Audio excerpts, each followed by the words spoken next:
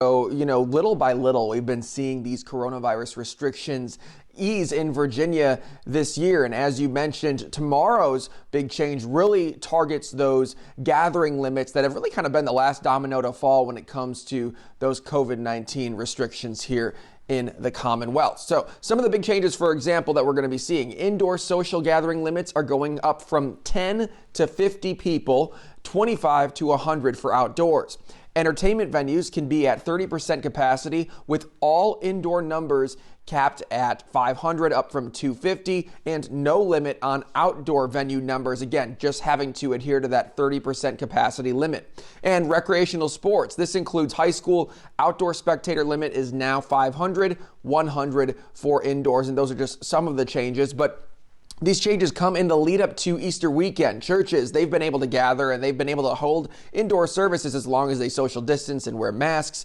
And that's what Real Life Christian Church in Chesapeake has been doing and planned to do with its 3 Easter Sunday services. But now with restrictions easing, lead pastor Drew Froese hopes to see more people come out to worship in person. When you come back into this space, and there's just an energy about it that is so much richer. And so we're hoping that with some of the ease of restrictions, as well as it being Easter, that people are going to be eager just to come back, maybe try it in their nervousness, and they'll experience how great it is.